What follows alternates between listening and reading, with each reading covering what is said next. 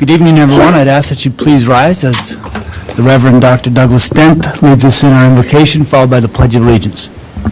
Thank you, Mr. Mayor. Members of council, I invite you to pray with me.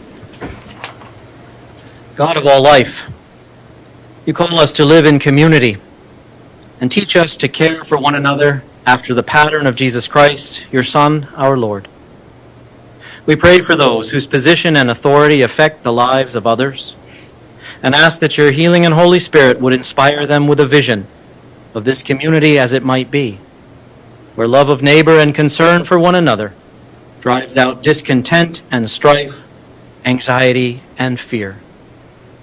Help us all to work together with one heart and will, with sympathy and understanding, to serve the common good, to minister to people in trouble and despair, and to multiply true happiness among us, through Jesus Christ, our Lord.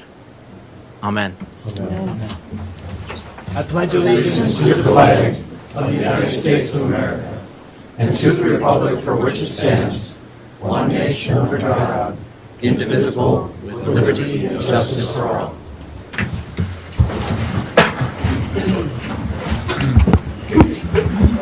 Good evening, everyone. It's 5:30, September 20th, 2021, and I will call this meeting of the Fergus Falls City Council to order. Roll call, please. Here. Here. Here. Here. Here. Here. Here. Here. We have a quorum. First item of business on the agenda this evening is the approval of the agenda, and I will call on our city administrator, Andrew Bremseth. Good evening, Andrew. Okay, good evening, Your Honor, council members. We do have two things to add to the agenda this evening. The first on the consent agenda is a resolution extending the purchase agreement for the dairy property between the city and the Port Authority to December 31st of this year. It currently is set to expire at the end of the month, and DNR needs to finalize their approval of the appraisal before that can close. And then at the end of old business this evening, Bridget Leonard is going to give us an update on the Aquatic Center project and that committee's work in regards to that project. Thank you, Andrew. And with that, we can approve the agenda through a motion to approve that amended agenda. I'll offer that. Thank you, Krista. Thank you, Jim. All in favor of that motion, say aye. Aye. Opposed, same sign. That motion carries. There are no public hearings this evening. There are no bids to award, and there are no petitions and communications. Under the consent agenda, there are 5 items presented, and with the addition, also, the 6th item would be the extension of the purchase agreement on the dairy property to the end of the year, as Andrew mentioned. If anyone has any of those issues they would like to address individually, we can do that at this time. Seeing none, I would entertain a resolution. Resolution to adopt the consent agenda. Thank you, Tom. I'll second that. Thank you, Caroline. Roll call, please. Yes. Yes. Yes. Yes. Yes. Yes. Yes. Yes. That resolution is approved. Under ordinance and resolutions, tonight we have the second reading of Ordinance 13 dealing with public nuisances. This has been to the committee. It's had a first hearing. If there's any questions, we'll direct them to our city attorney. Roll call, please. Yes. Yes. Yes. Yes. Yes. Yes. Yes. Yes. That ordinance is approved. Item number 2 is we'll be looking for a resolution approving the 2022 fee schedule, and I'll call on our city finance director, Bill Salmore. Good evening, Bill. Good evening, Your Honor and Council. This was going to be on the consent agenda, but we had one more fee to add to the schedule. It's on page 13. And this is a fee that's mandated by the state of Minnesota, so we don't have control over it. However, we do charge the fee, so we wanted to make sure it was on our schedule. It's the ignition interlock device installation fee. It's a $100 fee, and it's to have a police officer on standby at the time of installation in a car. So state law says you have to have a police officer there, and this is the fee then for that. So we're just adding that to what was presented to you and all those changes we had at committee. Thank you, Bill. And with that, I would entertain a resolution accepting the proposed fee schedule for 2022. Thank you, Brent. I'll second. Thank you, Krista. Any questions or comments for Bill? Roll call, please. Ferguson. Yes. Gustafson. Yes. Hicks. Yes. Fish. Yes. Hanford. Yes. Tallman. Yes. Hooper. Yes. Thompson. Yes. That resolution is approved.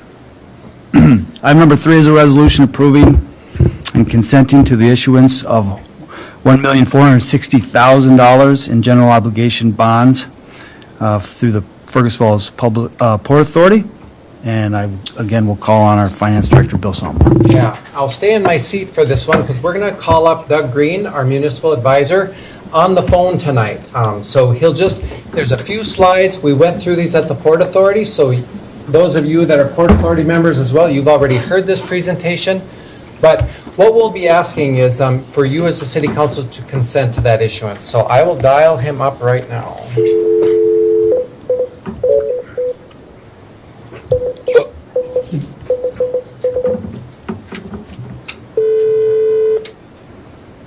Let's hope he's there. Text him, he's there. Good evening.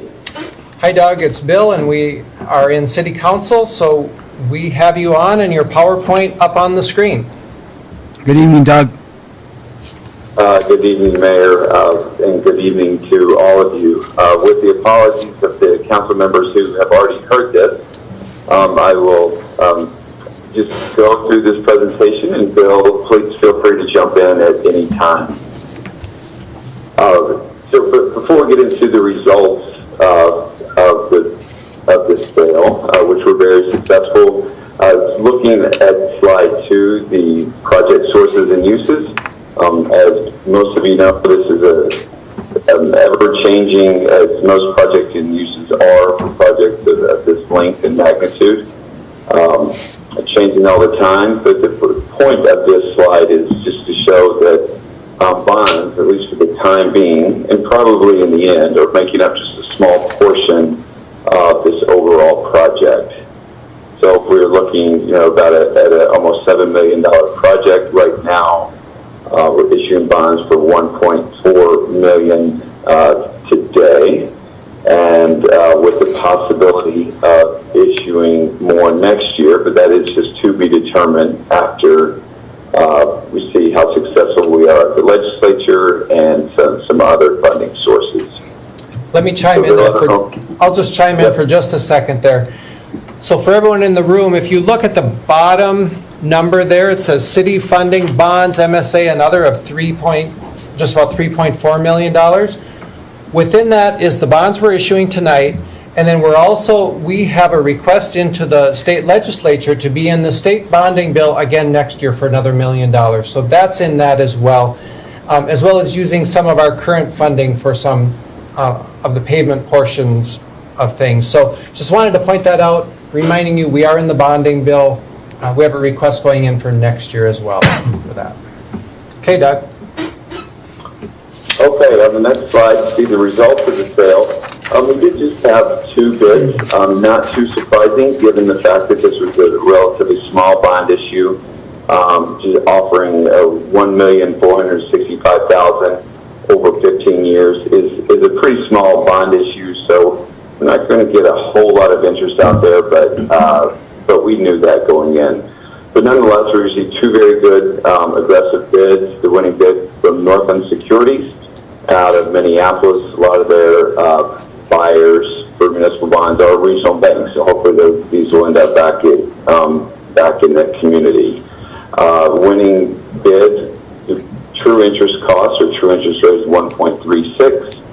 And the next one was about 1.5. So we reward the bonds based off true interest cost. That takes into account everything, how they price it, which is the coupons and yield, and the underwriter's fee. That all goes into that calculation.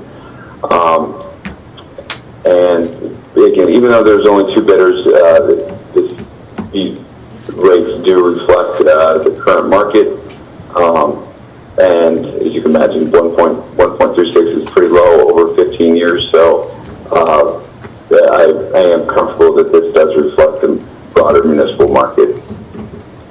So looking at the next slide, may notice that this is always the case. We go out we offer a certain amount of bonds, $1,465,000, but that always changes a little bit because of the way they price them. And this one had a very small premium, which just simply means they offer more than 100% of the price. And we take that additional money and reduce the amount that we need to borrow. So we'll actually be considering the resolution for $1,460,000. The financing costs, which include the cost of issuance and underwriter's discount, changes just a little bit after the sale is completed. And then we're going in expecting around about a 1.6%, and it came in at 1.36, which reduces the average annual debt service just a little bit. So on the next slide is the credit rating scale, just for your reference. With each bond issue, has to have a new credit rating. Those bondholders want to know, want the latest information on the condition of the city. The city's credit rating is currently general obligation credit rating is currently AA3, which you can see is very high credit grade. And just to briefly summarize some of the things in the analysis, which this will sound familiar to you, the reasons for the very high credit score is strong financial position and budget performance that really reflects the healthy fund balances in the general fund and the other special revenue funds, and the strong cash position of the enterprise funds. Also, the very strong management policies in place and excellent budget actual results. What's your budget? Considering the 22 budget, that is year in and year out, it comes in, with those right on target or a slight surplus. So that's reflected in that score. And some of the things that are outside of your control, the fact that your economic center and healthcare hub certainly helps the credit rating, and then those things are outside of your control, the lower income levels compared to higher rated cities, which those cities are primarily in larger metro areas. So all in all, very successful sale, and I would certainly recommend approval of the sale of the bonds to Northland Securities. Thank you, Doug. Bill, did you have anything else to add? Nope, just the resolution is before you. Yeah, we have the resolution before us. We can entertain that before we have discussion. If anyone has any, would someone like to offer that resolution? I'll offer that. Thank you, Caroline. I'll second that, Your Honor. Thank you, Justin. Does anyone have any questions for Doug or Bill? And I'll just clarify, that amount in the resolution, what was in your packet was $1,465,000 principal. That's going down to $1,460,000. Thank you, Bill. Yep. Roll call, please. Armstrong. Yes. Josephson. Yes. Hicks. Yes. Fish. Yes. Hafer. Yes. Fleming. Yes. Rupert. Yes. Thompson. Yes. That resolution is approved. Tonight we have... Thank you, Doug. I'll hang up. Thank you, Doug. Consideration of approving the 2022 preliminary budget in the amount of $43,121,792. And I will turn it over to our Finance Director, Bill Sommer. We went through the budget in detail on Wednesday morning, but I think Bill's going to give us a high-level overview. Thank you, Bill. Okay, thank you, Your Honor. Just gather my thoughts just a second here as we switch gears. So before you, we ask for you to approve a preliminary levy.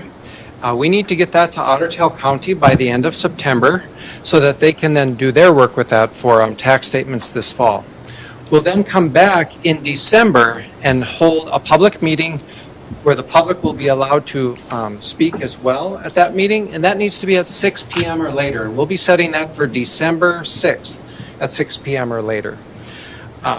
As you said, Mayor, the proposed levy would be $7,058,500, and then the proposed budget would be $43,121,792. $1,792. So we went through that in detail at the committee meeting. I won't go through any more of that now, but just to know we're looking at that action tonight. We go to Otter Tail County with the levy. Then the tax levy committee will continue to work on this budget between now and December. We'll also be coming back to you with an analysis of franchise fees. We talked about that a bit as a way to add more funds into our street infrastructure, streets and street lighting, as well as we'll go through each of the enterprise funds, the water fund, sewer fund, refuse, stormwater. We'll do a deep dive into that analysis on those rates and come back to you and see what those should look like. Recall as a high level, you as a city council chose to do no tax levy increase for 2021 as we were dealing with COVID. So of course, you always have to do a little bit of catch up when you come back the following year. We did the same with utility rates. We did not make any changes to those rates for 2021. Again, we'll go back and look at those and see what we recommend for that and bring that back to you this fall as well. Thank you, Bill. And with that, someone like to offer a resolution approving that preliminary budget? Thank you, Brent. Oh, that's good. Thank you, Caroline. Discussion? Comments? Roll call, please. Yes. Yes. Yes. Yes. Yes. Yes.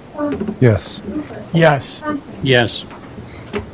That resolution is approved. And the other resolution along with that is the preliminary tax levy of $7,058,500. I'd like to offer that. I'll offer that. Thank you, Jim. I'll second. Thank you, Krista. Roll call, please. Yes. Yes. Yes. Yes. Yes. Yes. Yes. Yes. That resolution is approved. I'm sorry, there is one more, and that would be a resolution approving the setting of a public hearing for December 6, 2021, at 6 o'clock or later, right here in the council chambers. And it's just having the public meeting. It's actually not a hearing, just a technical item there, but The it's a public will- public meeting. Public is invited and will Yep. be welcome to speak to that. Someone like to offer that resolution? Thank you. I'll have that, Anna. Tom? I'll second it. Thank you, Anthony. Roll call, please. Yes. Yes. Yes. Yes. Yes. Yes. Yes. Yes.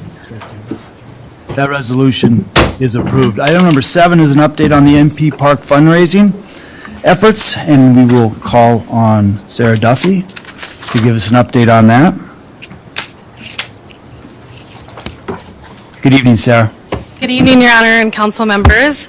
I am here tonight to ask for a resolution to approve the contract that is proposed from Sourcewell, which is the amount needed to purchase the equipment for the playground based upon the design that I presented last time I was before you. So just an update on the fundraising so far. As of today, the city has in hand and has received $152,102. With the city's contribution of $200,000, that's a total of $352,102 that we have available as of today to purchase the equipment based upon that Sourcewell contract, which, as you can see, the amount of the contract is $303,952.64. So we have more money than what is required to purchase the equipment. So just as an update, that leaves us with about $100,000 left to raise to meet our $500,000 goal, which we are well on our way of doing because this community is so generous. So I have no hesitation with going forward with ordering the equipment. And just as a side note, if we do not sign the contract and order the equipment by the end of September, there's a 6% price increase, which is more money that I would have to raise. So I would kindly request that we can get this done before the end of the month. And I'm available to entertain any questions. The one I guess, other request I would have is not only does the council authorize the city to enter into this contract, but any other subsequent contracts as funds may allow. I'm not asking the city for any more money, but we may have to enter into additional contracts for other work to be completed to complete the project, and I would like to not have to come back to the council every time we have a contract in front of us. But again, that would only be entering into contracts as to funds that we have available on hand to satisfy those amounts. Thank you, Sarah. Someone like to offer a resolution authorizing the city to purchase that equipment? I would love to, Your Honor. Thank you, Tom. Second. Second. Questions of Sarah? Questions of Bill or any staff? I'll just tell Sarah thanks again for all the work that you and your group have done on this. It's a great project that's much desired by a lot of residents, so thank you. You're welcome. Go ahead, Scott, and then Anthony. Among the other projects that might come up that you said that you'd like to have the option to be covered, would that include anything to do with the bathrooms? Because I believe that in your initial presentation, it was all about raising the level and putting in the equipment, and there really wasn't any consideration for the bathroom building out there, and there was a question as to whether we might or might not do anything with the bathrooms. That was just sort of left as a, we don't know what will happen there. Yeah. So do we have have you got anything to say about how that might be addressed?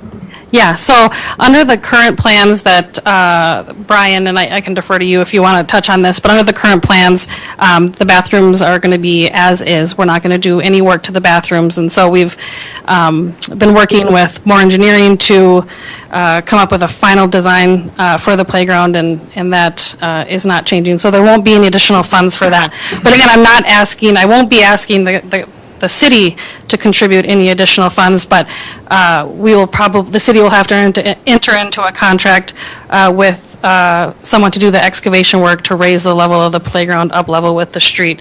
We'll have to enter into a contract with someone to do the concrete work, to pour the concrete before the installation. So there's going to be subsequent things that need to be done outside of ordering the equipment. But again, I would only ask for authorization to enter into those contracts as we have funds available to do so. Thank you, Sarah. I Anthony. had a question, Sarah, but obviously we enter into this proposal now. What's the delivery schedule? Because obviously and what's the timing on starting the work? Yeah, so the delivery schedule, they've said probably 2 to 3 months after we sign the contract and submit it for delivery. I've been in communication with the city about storing that. It'll be pallets that we'll have to store somewhere. I personally could probably find available space to store it, but I think the city wants to maintain possession of that equipment and control of it, which I totally understand. And so, but I don't think that storage is an issue. And then our goal would be, once road restrictions are lifted in the spring, that we would get started as soon as possible with the concrete work and the installation of equipment, which once it gets into landscape structures' hands, they say 4 to 6 weeks for installation. So the goal is to have it available for kids by next summer. Good. Okay, thanks. Any other questions for either Sarah or city staff? Roll call, please. Yes. Yes. Yes. Yes. Yes. Yes. Yes. Yes. That resolution is approved. Thank you, Sarah, and thank you to Thank the you. Kiwanis Club for their efforts in raising and being a partner in this improvement for this park. Tonight we have claims in the amount of $1,048,904.22. If there's any questions, we'll direct them to our finance director. Scott has a question. First of all, if we get a resolution to, I'll offer the resolution to pay the bills. thank you, Jim. I'll second. Thank you, Krista. Go ahead, Scott. I had communicated with Bill earlier regarding a vehicle that was purchased in this cycle, which I'm not opposed to. I just thought it would be something that the public would be interested to learn.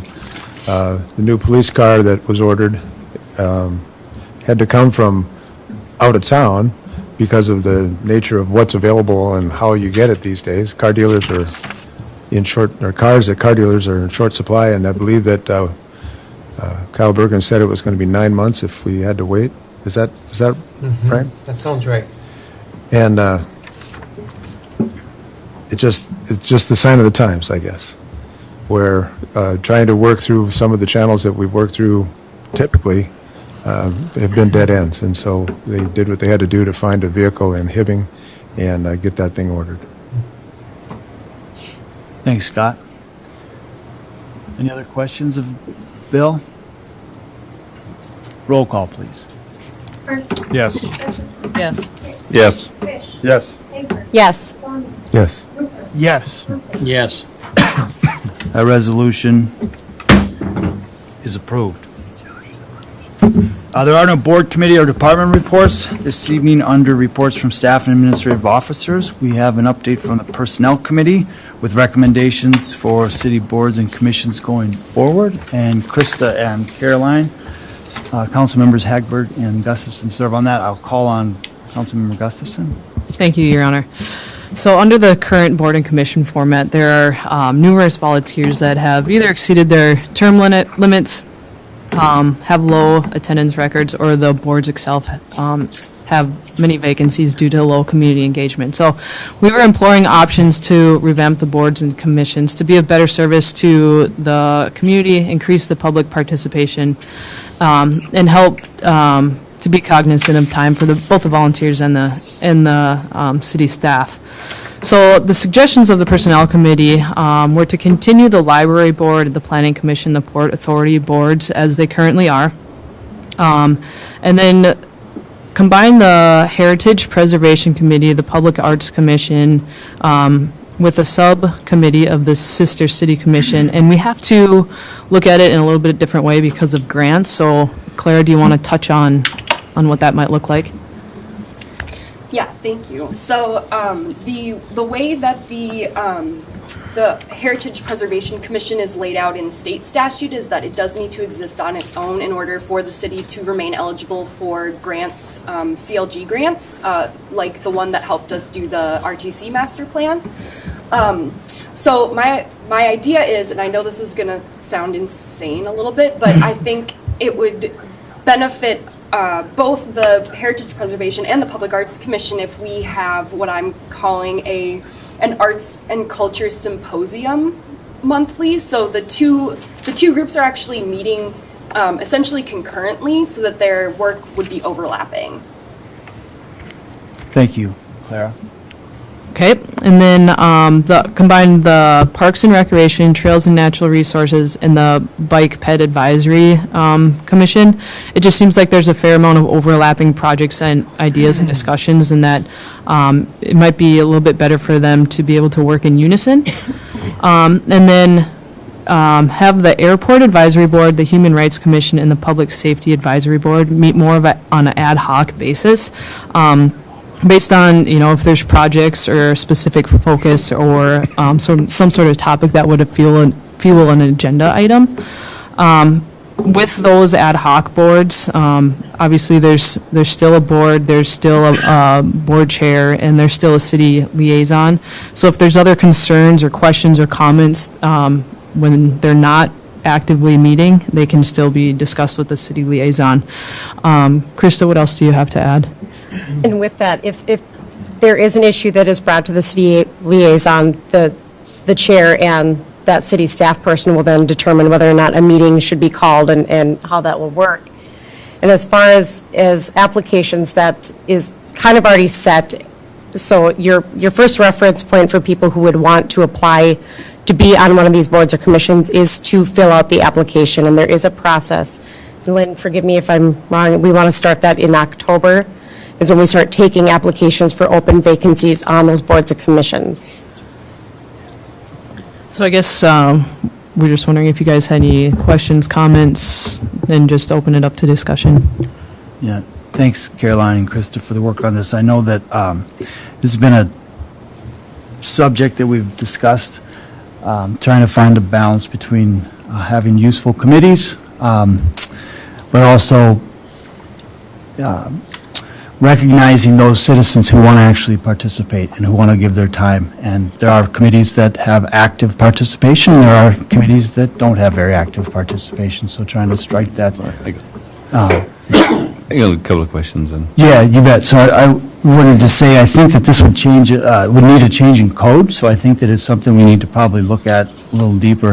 And then I would just mention, I know that one question I would have on the recommendation is that the Natural Resource Advisory Committee, I think they have a pretty good record of attendance, and there's a lot of expertise in the community that has devoted time to serving on that committee, and I think it's, definitely distinctly different from the work of the Bike PED and also the Park and Rec Committee. So I would personally like to see that committee codified in the code. I don't think they are. They're ad hoc right now, so that would be one recommendation that I would maybe ask that we could look at a little closer. But I think it's going to take a change in code. I think it's something we probably need to bring back and discuss at either a committee or a council level after people have had a chance to talk to some of the committee members. Anthony? Yeah, I mean, is there recommendations in terms of like term limits or increasing the size of the committees? If you're going to merge kind of 3 into 1? I don't think that the recommendation is to, to change any of that necessarily or to increase size, but just to make sure that we're being as cognizant about the time and effort that goes into each of those meetings. The board members themselves put in a lot of time and effort into that, and there may not be enough on an agenda as their committee stands to really make good use of their time, as well as the time and effort that it takes that city liaison and that city staff to get the ball rolling on certain things that they may want to look at or anything like that. So I think it's just more so trying to streamline the process of this and really get those engaged citizens making the best use of their time, and so that we're not really putting them in a space that they're not feeling that their work is valued or that they're not putting their voice out there. Thank you, Krista. So what's the procedure then? Do you guys have a recommendation as far as? I guess we could either have Ralph start updating the ordinances, or I think after listening to you chat a little bit, I think we should maybe bring it back to either a committee of whole or the next council meeting and make a decision then. Sure. And if we did have Rolf start working on the recommendations based, we can always change those ordinances and codes as they go along, as we get input. Is that accurate? At least we could start the process of updating? Sure. If you want to charge Clara with the responsibility to meet with me, and we can come forward with a proposed ordinance for your review, we're happy to do that. It sounds like you're wanting to maybe combine some of these committees and then maybe codify another, and we can work towards that, and at least you got something in front of you, and you can decide how you want to proceed with that.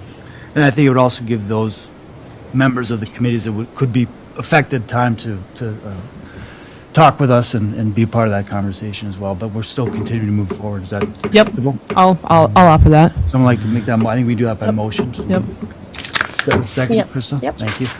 Any comments? Could we get then a list of current kind of committees and memberships and expiration dates circulated prior? Sure. We can bring that back when we bring back any language that we would change on that. Any other questions? All in favor of that motion, signify by saying aye. Aye. Opposed, same sign. That motion carries.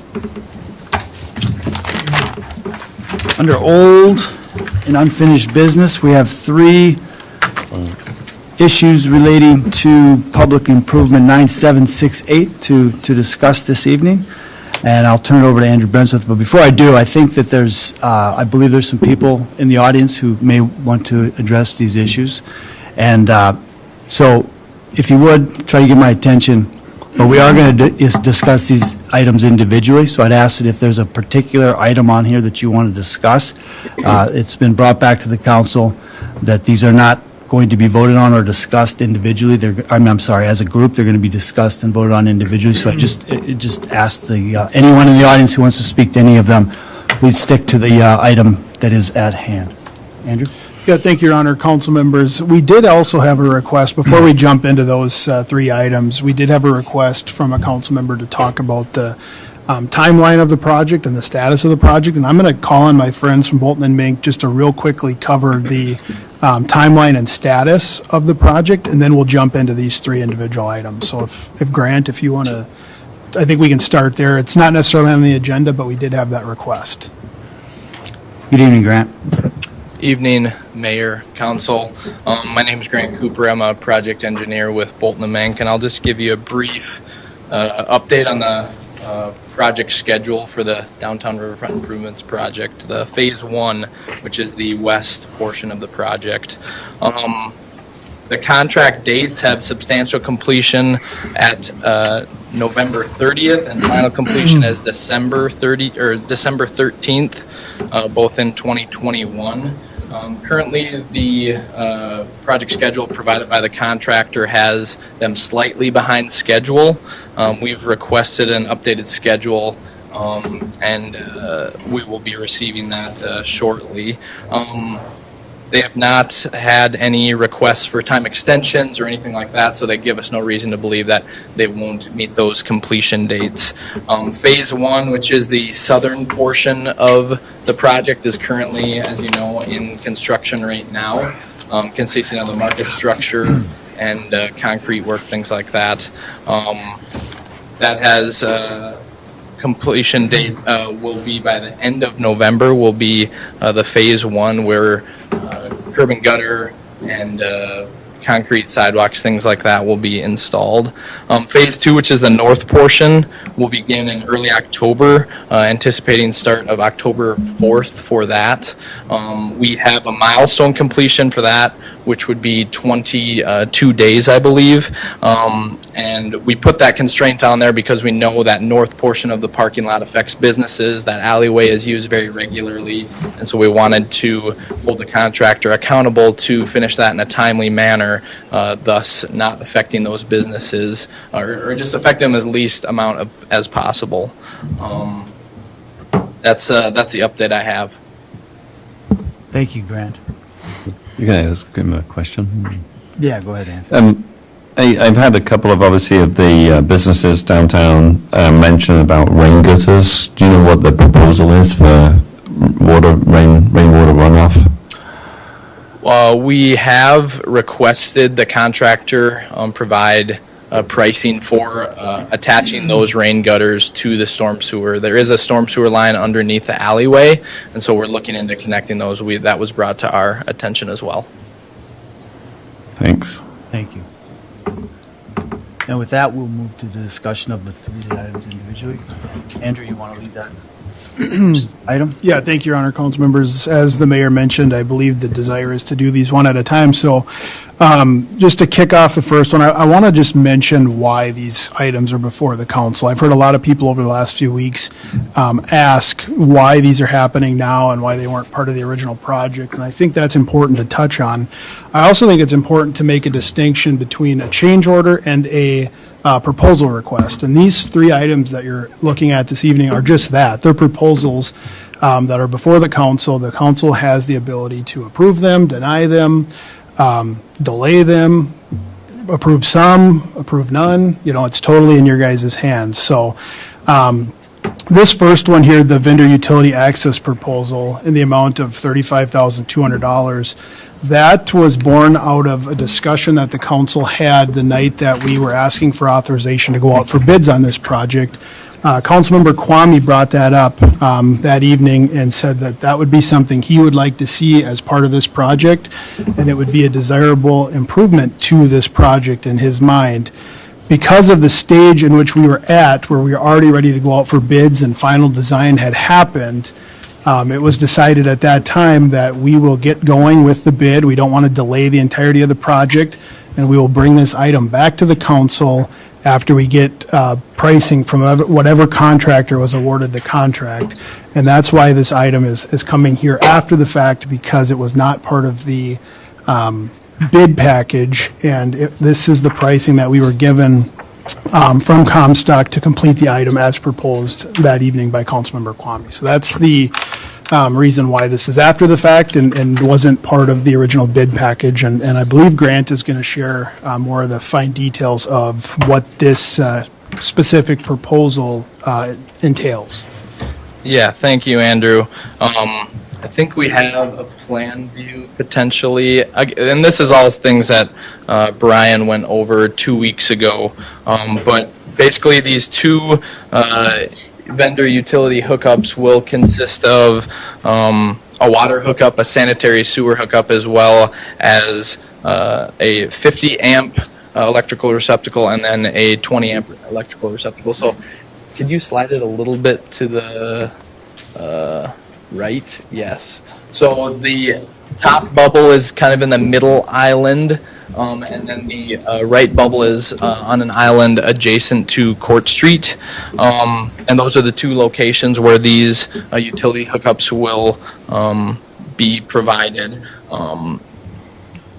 The pricing came in from the contractor at $35,224.27. We did some further investigation of these prices, and they are competitive with the industry standards, and would be recommended for approval based on that alone. If just based on price, they're acceptable. Thank you, Grant. And I guess it's back to the council for discussion. Would someone like to offer a resolution accepting? I'll offer the resolution. Thank you, Scott. Second. Tom, okay. Discussion on this one here. My comment would be that it seems kind of sad that we've paid you guys kind of $850,000 as an architect and engineers, and it takes a council member to kind of come up with the utility thing. And it would have been nice to have seen them in the original proposal. So I think that's, you can call them proposals, you can call them change orders. I kind of deal with them all the time. So, but, I think it's, they always come as an afterthought, and when you do them afterwards, you always pay a premium, and the contractor will tell you that, it always just delays projects, the more kind of things that you change on the fly once contracts are going, and that's my only comment. So, Thanks, Anthony. Tom? I guess I would respond to Councilmember Hicks by saying there's probably all sorts of good ideas in every project that nobody's thought of yet, and we don't have any way of accounting for that.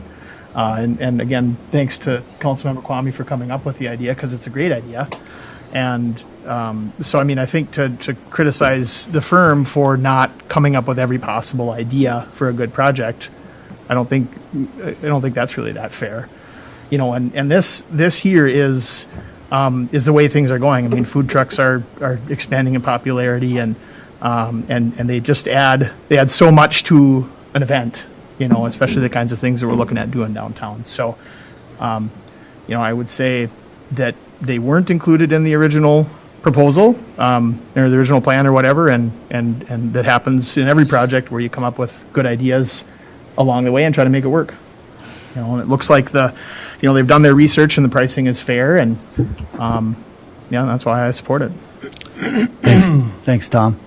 Any other discussion specifically on the vendor utility access? Roll call, please. Yes. Yes. no. Yes. Yes. Yes. Yes. Yes. The resolution is approved. Item number 2 is consideration of a brick column archway enhancement in the amount of $97,000, and I'll call on Andrew Gumseth. Yeah, thank you, Your Honor. Council members, again, I would like to answer the question that I've heard over the last few weeks as to why this is before the council now. And I will also just preface this by saying this is the one I've heard the most about. So this may have maybe the best discussion attached to it. So anyway, the brick column archway that was proposed in this proposal request was originally included within the project design. It was something that was in many of the renderings that folks saw, weighed in on. It was contemplated to be part of the project from very early on. And it was ultimately cut out of the project in an effort to trim cost or trim budget of the project. And then we added the design as it sits today. We were asked to look at what it might cost to add this back in and then allow the council to weigh whether or not it's worth the additional, this case, $97,000. So that's the question before you today. Again, it was part of the project. It was pulled out of the project to cut cost. And we wanted to just give you the option, here's what it would cost if this is something you want to do. And that's the question that's before you this evening. And Your Honor, if you want to add something to that, feel free. Yeah, I would just add that, as we look back over the 4 years this project has been talked about, proposed, and moved along, costs have continued to rise. And as we went to prepare for bid, there were things that needed to be cut. The visuals have always shown this particular improvement in. I think some of us came to expect that this was part of the project. But at the same time, we do need to be cognizant of what's reasonable. And we did a good job of going out and raising private funds. So I think to ask ourselves, are we going to spend $97,000 of taxpayer money to improve the brick facade on the sign, I think is unreasonable. And I think it's unjustified at this time. We have to find a balance between what's a good project and what we can reasonably ask the taxpayers to fund. So we've as is stated earlier, we've done a good job of raising private funds, and these are the kinds of amenities. This is not a need. I think the vendor utility hookups is something we can justify as makes an improvement for some of the businesses that could be potentially using that, the food trucks, et cetera. This is simply something that would be nice. It's not in the budget, and I don't support this. I don't think that it's reasonable to ask the taxpayers to pay for this. I do think that these are the kind of improvements that we can go out and raise private funds for if we want to make these improvements. So anyway, that's my thoughts, and it's up to the council how they want to proceed with this. Just a second, John, I'll let the council get a resolution on the floor. If anyone chooses to make a resolution that we move forward this, Your Honor, I'll make the resolution. We deny enhancement number 2, brick column archway. Resolution to deny that. I'll second it. Second motion, or a resolution, a second to deny. Let's make it in the affirmative, and anyone who wants to deny can vote against it. How's that? I think it's always better to make the motion in the affirmative so that you can vote it down. Your Honor, I will make the Is that motion acceptable? to approve the resolution approving enhancement number 2. I won't second that. Someone want to second? You're not even going to have anything attached to that at all. I understand. Someone like to second it? I'll second. Thank you, Tom. Just to be clear, to vote against this is to not support the enhancement. Any further? So comments? we're voting no for no. Yes, you're voting no for no. Voting no for no. Correct, I think. Yeah, John, I saw your hand. Yes, go ahead, Scott. And so if I understand it right, we'd still end up with the arching sign. It would just have steel columns with small brick pedestals on either side rather than the taller brick columns. That's the biggest feature that people would notice, correct? Correct. The other piece of this puzzle that I think is significant, though, is the light fixtures at $16,000. The steel column design didn't have any lighting in it at all. Frankly, I think that's a mistake. I think that it's appropriate and would be correct to have lighting in this. And so we may end up voting this down or up or whatever, but if it happens to go down, maybe another option will come where we have the opportunity to put lighting into this. The kinds of activities that take place when you're talking events often are at night, and I think it would be very appropriate for this structure to have some lighting in it. There's going to be lighting along the river walk, the street lighting and stuff that's included in the package. I think the signage ought to have some lighting in it as well. Thanks, Scott. I wouldn't disagree, but I also would think that this sign has become symbolic, and I think we need to look to the private sector, private contributions on some of these improvements.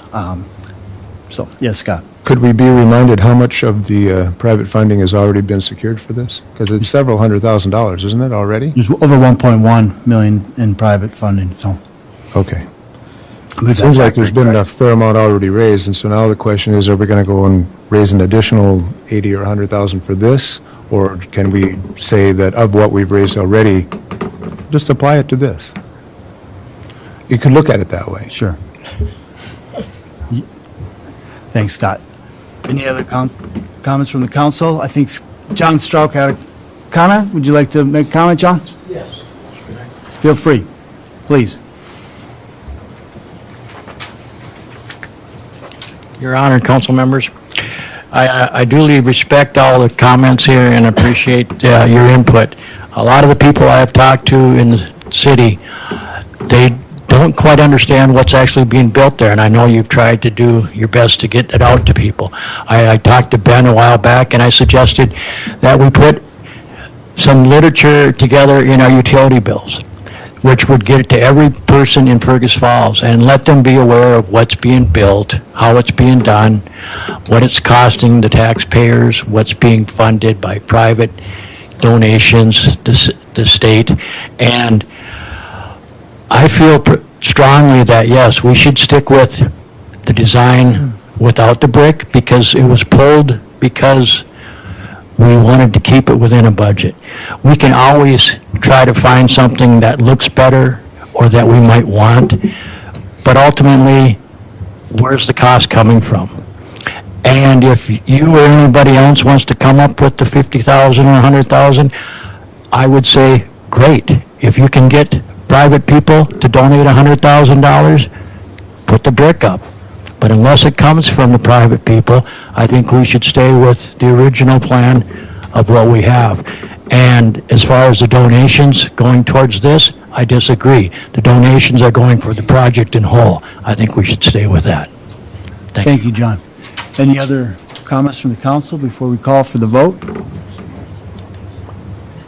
Roll call. Ferguson. No. Gustafson. No. Hicks. No. Fish. No. Hagberg. No. Kwame. Yes. Rupert. No. Thompson. No. That resolution fails. Item number 3 is a consideration of a rain garden proposal in the amount of $23,000 for public improvement 9768. And again, I'll call on Andrew Brumsack. Yeah, thank you, Your Honor, council members. Just real quickly here, why this is presenting itself now and not before.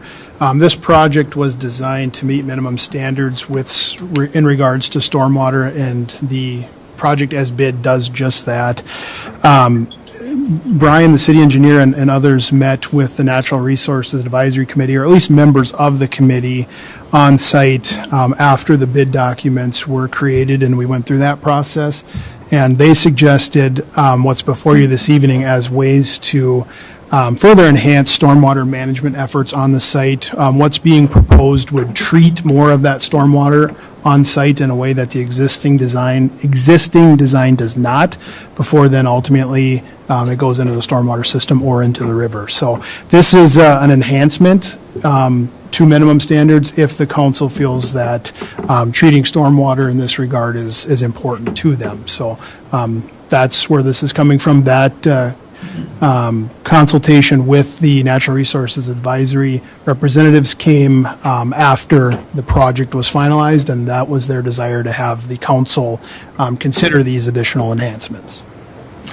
Yeah, you bet. And we do have the co-chairs from the Natural Resource Advisory Committee, so I'll call on them, but go ahead, Justin. Well, just, if I may, Your Honor, I'm on the liaison for the city side on that board as well, and so I'll make the motion that we approve the enhancement for number 3.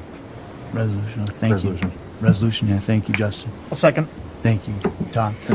And if I may, Yeah, I just have yes, maybe a please. clarifying question for Mr. Hicks for the question about water runoff. Was that on rain gutter in the back of the building? Yep. Yeah, it's on the businesses that run on the alleyway. The roof rain, a lot of those don't have spouts, and so it just falls. And now that's going from being a alleyway, there will be a footpath and then the alleyway. And so that water would land on the footpath, and in the winter, obviously, it would freeze. Makes complete sense. And so the gutters wouldn't be tied into this potential rain garden. That would be something separate. You had mentioned earlier going into the... Yes, that would be something separate. If we did not tie in the rain gutters and some of these would probably flow to the rain garden, but no, these what Councilmember Hicks mentioned was tying those directly into the storm sewer, those roof drains, to get the water off of the sidewalk. So this would just be the rain collected on the pavement or the asphalt? Yes. Or the parking lot? Yep, it'd be on the western portion of the parking lot. Thank you. Thanks, Grant. So we have a resolution. I did want to call on Karen Terry and Eric Antonison from the Natural Resource Advisory Committee. Just being that you took the time to be here, give us a little background, if you would, about how this came to be. Absolutely. Thank you, Mr. Thank you Mayor, for being here, Karen. Council, staff. I'm Karen Terry. Eric Antonison and I, we co-chair the Natural Resources Advisory Committee, and we're here because we were asked to come and talk about rain gardens sort of in general, and then specifically this one. If you have questions about it, we will do our best to address those. We have to go back for rain gardens. We have to talk about what that stormwater runoff is. Every drop of water that falls, every a drop of snow that melts, that runs somewhere, right? It either evaporates off or it runs over the ground, and when it runs across the ground, it picks up dirt and pollution and all sorts of nasty stuff, and it's going to flow downhill. Water goes downhill. So it's going, in this case, going directly to the river. Throughout the city, some of it goes into Lake Alice, some of it goes into wetlands, some of it goes into other small bodies of water that we have in the city.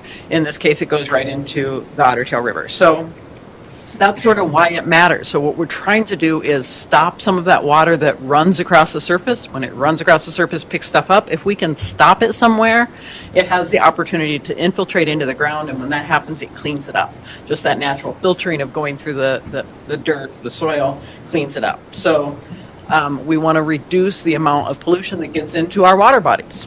So we are an MS4 community. In this particular site, that doesn't make a difference. We are not mandated to go over and above what we are already doing, but we are an MS4 community, and other places that makes a difference. So we can choose to treat our water at the site, and that's what we're doing. So we're looking at reducing how much sediment goes in. That's dirt. And somebody earlier mentioned what's going on at Hannah Park and filling in the river there. That's sediment getting into the river and filling it up. So we can stop some of that phosphorus, which leads to algae blooms, which we see and have a problem with in this city, as we do statewide. We can reduce that phosphorus by slowing down the amount of pollution that goes. Also, it collects garbage, litter, right? Some solids that would end up going into our water bodies. It collects some of that.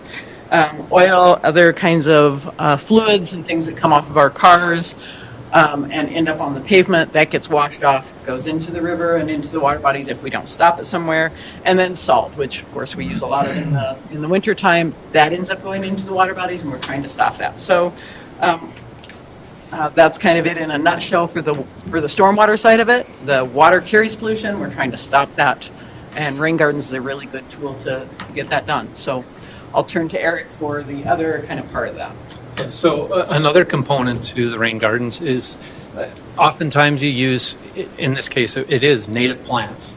And the city of Fergus Falls has an opportunity to put in another nice native feature here. We have decided to be a pollinator city. We have the Mayor's Monarch Pledge. We're pursuing the opportunity to become the first Prairie City USA. It makes a lot of sense to have a native space in this particular project. There are all kinds of benefits there. I'm not going to get into all of them. The main one, though, is providing something for the pollinators. I'll just mention we had the wonderful opportunity to go up and see one of the plantings that's happened at the golf course. And it's not a rain garden, but it's native plants. And we went up there a few weeks ago. Monarchs everywhere. When you hear about monarch populations in decline, we went up there, monarchs everywhere. That's what we would like to see happen here, something to that effect. Not just helping monarchs, but other things as well. So the native plants is another component to this that I think should be considered. And the last one that's not really part of our committee, but it is in a way, this would lend an additional bright spot in there, the aesthetic component. You go down there and where normally it would be curb and gutter and whatnot, you visitors to our city, residents of our city get down there and they see this beautiful garden. That's our hope. Thanks, Eric. I would just add briefly that, as we discussed Lake Alice over the last several years and how we could improve the quality of the water in there, which ultimately flows into the Otter Tail River. We talked about grit traps, we talked about a lot of, dredging and pumping, a lot of expensive things, but the most efficient and cost-effective way of treating some of that water, we asked private residents to consider rain gardens for their yard and the runoff that goes into that lake. So I think we can walk the walk, if you will, when it comes to protecting the waterways that we have in our community. So, yes. Comment? Yes, please, Scott. When this is, assuming this passes and it is completed, the details for the design of it have to do with what's planted and where it is and all that, but I don't believe there's anything included that would include a signage, anything that would describe what this is or why it's here. And to the degree that something along those lines could be added down the road, not only in this site, but elsewhere in the city where these things have been done. For example, up around Lake Alice on the north end, there's a wide area that has been planted into native plantings. And I have visitors, because I live in that neighborhood, that'll come and they wonder about it. And if you're walking the lake and you're not familiar with the story, to find something like that and wonder, why is it this way, without any kind of signage to describe, who did it, why it's that way, it loses something that could otherwise be a real positive. So I'd like to see something like that come. I don't believe it's part of what's being proposed, but I'd like to see something like that come from this committee at some point. Thanks, Scott. Jim? I can attest to the monarch butterflies. That new planting that they just did between holes 12 and 13 was just loaded the other day. They were all over the place. Beautiful. Mm-hmm. Wow factor. Yeah. Tom? And I'll just make a comment that, we're ahead of the curve with this because we're going to be, and correct me if I'm wrong, but we're going to be seeing the need for more and more and more of these types of things as we come to grips with the reality of climate change and the increased frequency of extreme weather events. So, this is going to become the norm because we're going to have rainfalls with more water than anybody could have ever imagined. I was doing a little bit of looking this morning, and I saw that the city of Maple Grove has over 700 rain gardens in private properties and 60-some on public spaces. It's not unusual. That's just one city. Yeah, there were lots that I could have looked at. Yeah, the rain gardens really offer a variety of benefits instead of just treating the stormwater. So you get multiple benefits, so they're more popular, I think, than some of the other tools because of that. And then just one last comment I'd make. I know the Natural Resource Advisory Committee made several recommendations. Not every single one of them was adopted as we, again, try to find a reasonable project that takes into cost considerations as well. So, but this is the primary one that you guys recommended, and the others. Okay, just wanted to make that clarification. Any last comments? Yes, Scott. Comment. I'm sure there are those who are wondering. It's still an extra expense, and so if we're going to spend $24,000 on this that we hadn't planned on, where's the money going to come from? So, for what it's worth, it's specifically a stormwater project. Perhaps there's going to be, in Bill's mind, a way to address this with some tapping of at least some of the water fund or stormwater fund We have a separate stormwater utility, so like those hookups from that first item that are water and sewer related, we could use water and sewer funds. We've talked with engineering of looking at stormwater for this, so exactly what you're saying. Thanks, Scott, for that point. Okay, roll call, please. Is it possible just to know where physically it's going to go? And thanks, Eric and Karen. Kind of right across Question from is- the market, yeah. isn't it? It'd be on the western western side, just right adjacent to Union Avenue. I'm at the market. That's in the store. northwest corner. Next page. The next page, I think. One back. Go up one more, right there. So if you go up to the circled in red, up right there, circled in red. So Union Avenue, that's directly adjacent to Union Avenue on the western side of the project. So how big is this thing? It is 9 by 30. Any other questions? Roll call, please. Arneson. Yes. Gustafson. Yes. Hicks. No. Fish. Yes. Hafer. Yes. Tony. Yes. Hooper. Yes. Thompson. No. That resolution is approved. Yeah, Your Honor, thank you, council members. Bolton and Mink has one more thing to share in regards to an upcoming change order. And again, that's why I wanted to make the distinction between these proposals and then this change order that they're going to give us a heads up on and then give us some more information about that. Good evening, Mayor and council members. I'm Kevin Bittner. I'm a principal engineer with Bolton and Mink.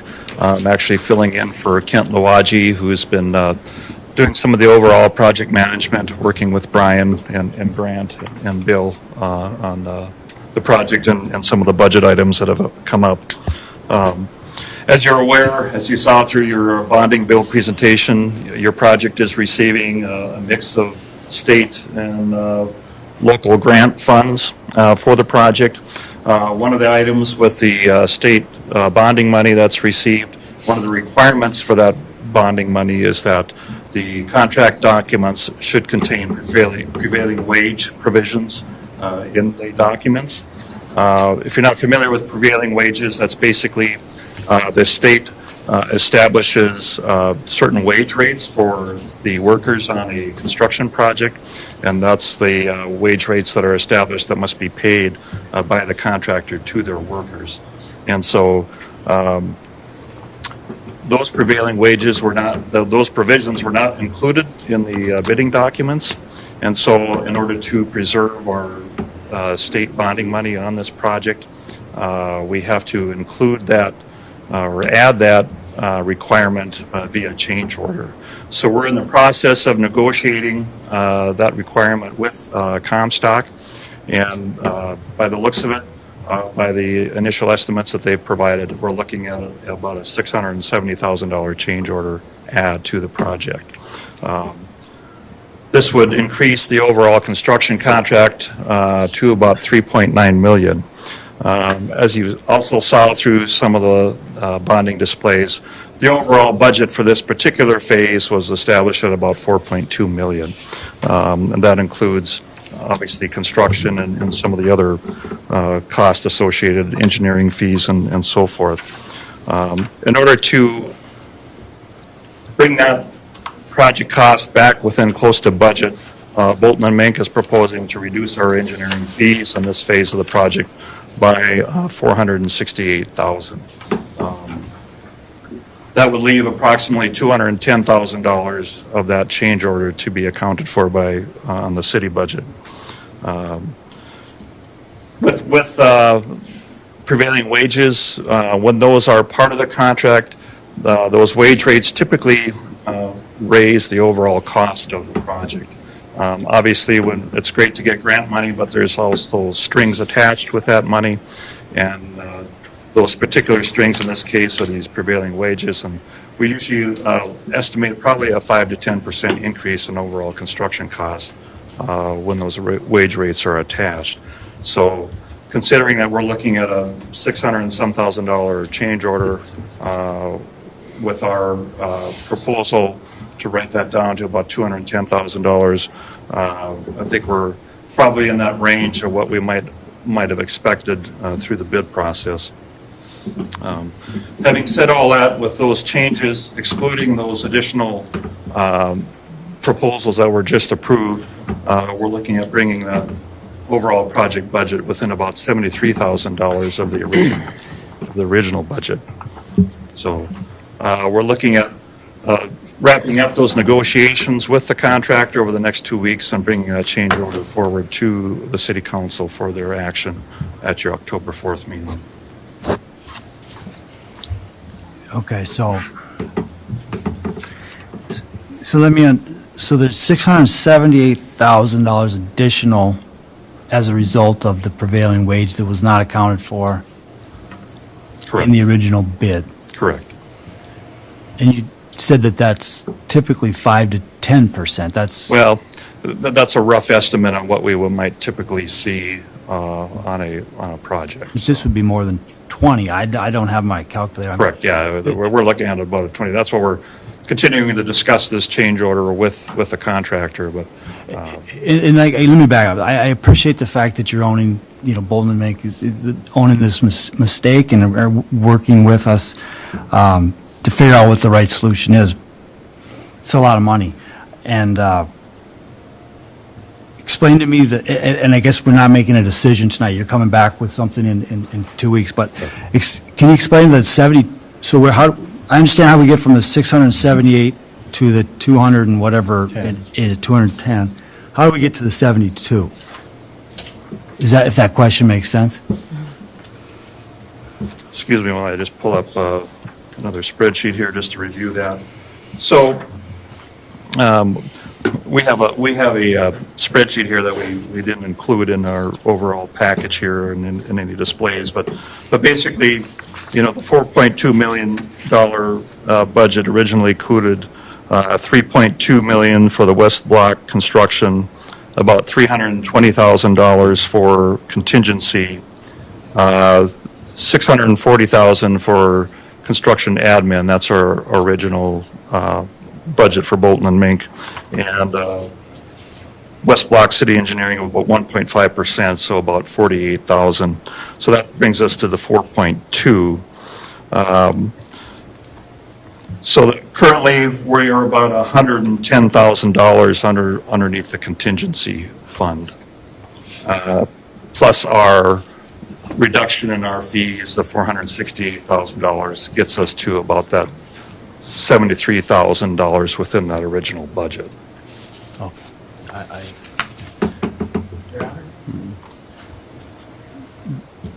Is that over? So how much of the contingency is left? None. We're over. No. Yeah. Currently, we're showing $110,000 left in the contingency, but that would be part of the budget reduction. So are there going to be, there's ongoing negotiations with the contractor, as you mentioned. Is there going to be some options brought back to the council as far as, what's some possible ways to make that money up is? Like we said, we've changed the budget a number of times to try to stay within particular parameters. So I'm assuming there'll be some options that'll be brought back to this body to make an action on? Well, currently this is where we stand right now based on our current negotiations. We hope that we can get a greater understanding of where the contractor's at with his current cost. We're hopeful that we can bring some of those costs down in terms of their change order. And so we'll know more over the next, week and a half on where those final costs lie. But once we get to that point, I guess any additional negotiations, I guess, in terms of the contractor will be what it is. And like I said, our offer of reducing our budget is an offer. If we have to have additional discussions about that, we certainly can do that. So. Okay. Brent? The contingency that you have, is that just for phase one, or is that combined with phase 1 and 2? My understanding is that's just the phase 1 contingency. Phase 1, okay. Other questions? John, did you have another comment? Can I speak? Please do. Well, Your Honor, Councilman. Come on up to just so the public can hear you, John.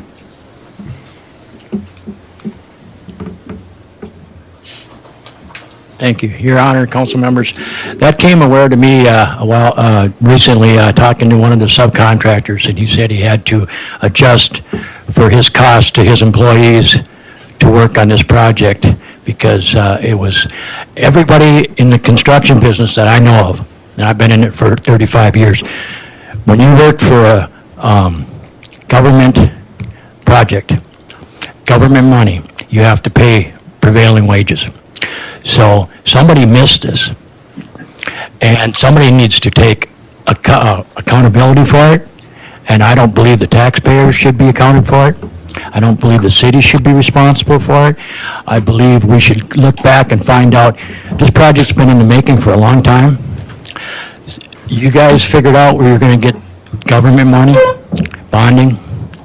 Somebody needed to figure out, okay, you got to have prevailing wages. That's a no-brainer. So I think we need to go back and figure this out. Thank you. Thanks, John. Thanks, John. I think that's what we'll attempt to do with continued negotiations with the engineers, the contractor, and the city. So, with that, we're going to move to an update from Bridget Leonard on the Aquatic Center. Good evening, Bridget. Good evening, Wait. Mayor, council members. Follow that act. Okay, shake it off, everybody. We're going to talk about something really fun and really positive and happy. I don't know about you, but it was hot this summer, and as I would drive around town and see a kid or a couple of kids on a bike in 90-degree weather sweating up and down our hilly streets, I'd say, gosh, I wish they had a pool to go swim and meet up with their friends.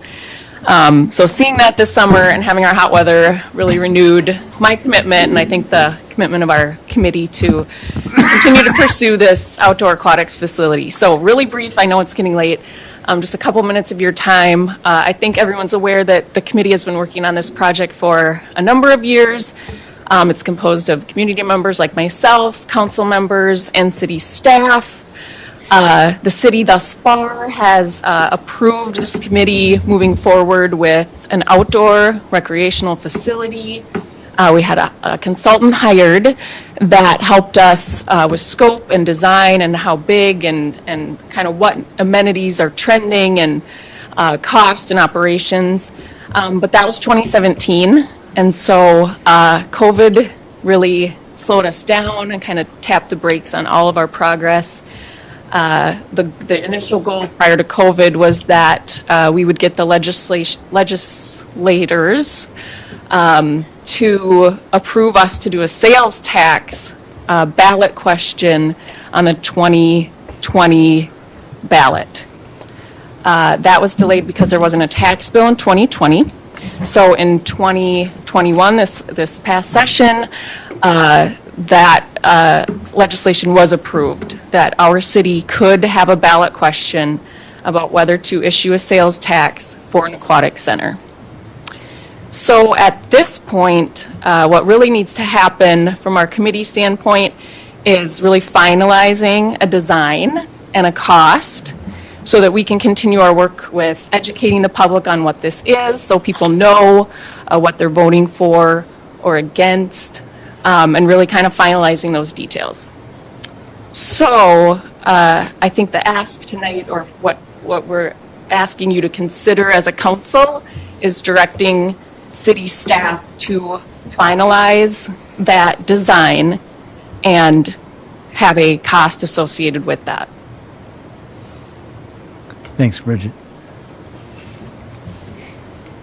And I'm assuming that all three of the there's two projects that currently were approved as part of the legislation this year, is that correct? That's correct. The Lagoon enhancements and the Aquatic Center, which would then go to the voters. And I think it's obviously, please correct me if I'm wrong, but I think it's the responsibility of the city to have accurate numbers for the voters to vote for or against this project, right? On both those projects, not just the Aquatic Center, but also the Lagoon. Yeah, Your Honor, council members, it's our duty to provide factual information related to these projects. It is certainly not our duty to ask for the public to vote one way or the other. It's just simply to educate what the proposal is, give realistic and good numbers and the scope of the project, and I think we need to do that for both projects. And I would just say, Your Honor, I haven't talked with Brian about this necessarily, so I don't know if we're prepared to, respond tonight or anything like that, but perhaps we can add this to a upcoming agenda, giving Brian some time to seek out what it might look like to secure a contractor or a proposal that would finalize the design and come up with cost estimates related to that. We're certainly not, I'll speak for myself, I'm not a pool expert, I'm not going to be able to design this, and I'm not going to be able to estimate cost, and Brian may be a professional, but I don't know if we've done a lot of pools in Fergus Falls. So this is a specialty that we don't have, and so allowing us to get a proposal and having that on the agenda in the next couple of weeks for your guys' approval, I think would be an appropriate way to go if the council wants to continue down this road. Sure. And I think, like I said, I think it's completely reasonable. It's what we should be required to do. So I think we need to do that with the Lagoon project as well at some point. Have information that the public can use to make their decision. Justin, yes. Can we do that through a motion? Well, I think Andrew's suggesting they come back with some information. Well, I don't know if they needed a motion to do that or not. Motion directing staff. I'd make a motion directing staff to come back before the council with. Thank you, Justin. Cost. Second by Caroline. Third by Scott. And that would be for both Day Lagoon and the water park.